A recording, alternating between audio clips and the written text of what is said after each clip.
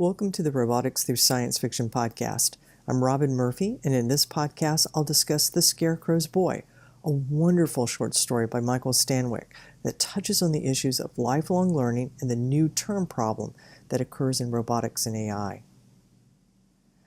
The Scarecrow's Boy is a deeply moving short story of a boy being rescued by an intelligent personal assistant robot who's been displaced from the house to be a scarecrow in the fields. The story explores what's happened to the robot over the years and how it's adapted. Stanwick is one of my favorite writers, especially his Nebula award-winning book, Station of the Tide. Stations of the Tide's combination of Daphne de Maurier's Rebecca, like Rebecca, we never learn the name of the protagonist, and Cordwainer Smith's Instrumentality of Mankind universe. Stanwick hasn't written a large volume of work, but even his short stories, such as The Scarecrow's Boy, are densely packed with interesting ideas and emotions. From a robotics viewpoint, The Scarecrow's Boy touches on two important topics of research in artificial intelligence: lifelong learning and semantic labeling. Lifelong learning in robots, sometimes called persistent robotics, is concerned with how robots will continue to function correctly over time in a world where things change. And there are at least three major ways that the world changes for a robot. The physical environment can change. For example, the furniture in a household can be rearranged, or new roads can be built.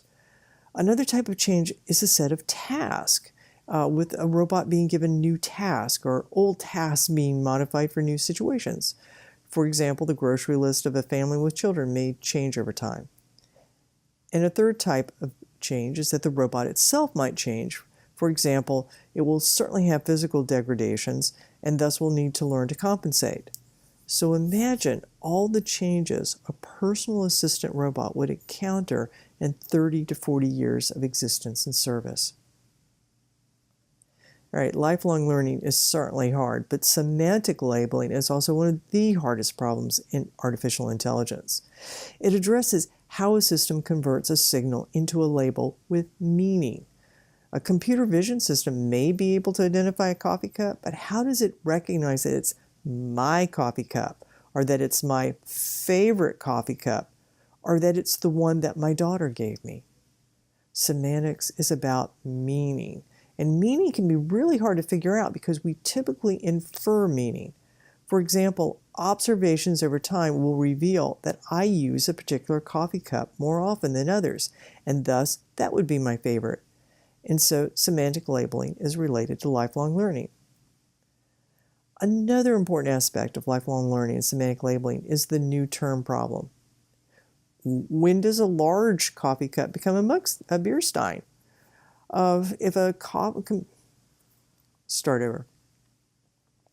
Another important aspect of lifelong learning and semantic labeling is the new term problem. When does a large coffee cup become a beer stein? If a computer is presented with coffee cups ranging from espresso cups to big mugs and then sees a beer stein, it would generally expand the range of coffee cups to include this larger, taller object as a coffee cup. After all, they're physically similar and they can both hold liquids. But there is a difference, especially semantically, so the beer stein should represent a totally new category of cups. New categories are called new terms in AI research.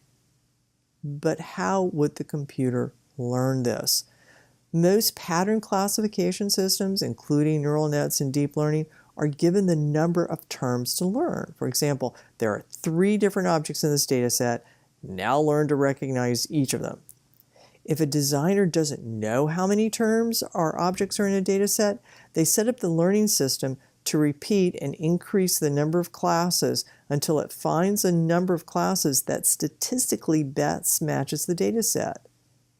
But what if the robots learn that there are 10 classes or terms, and then over time an 11th term or category begins to appear? The classifier would have no way of knowing that there's an 11th class. Instead, it would try to force it into one of the existing 10 classes. So you can see the research challenges that continue to plague us on this.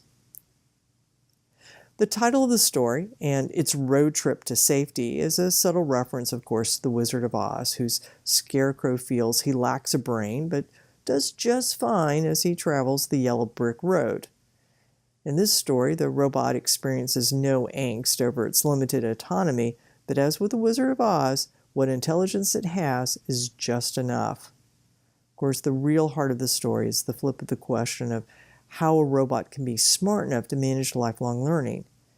Instead, it's about how do we humans manage lifelong learning ourselves.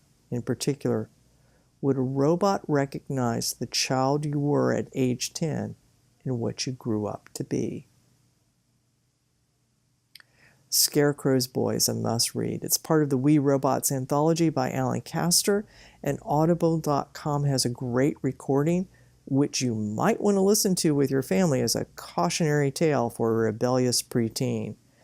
And if you want to learn more about lifelong learning and semantic labeling, there's not a single best introduction, but the chapters on social robotics and socially assistive robotics in the Springer Handbook of Robotics 2nd edition covers most of the motivation and challenges. And of course, if you want to learn more about artificial intelligence and robotics, check out my new book, Robotics Through Science Fiction, Artificial Intelligence Explained Through 6 Classic Robot Short Stories. And do please subscribe to our newsletter and YouTube channel so you won't miss a thing.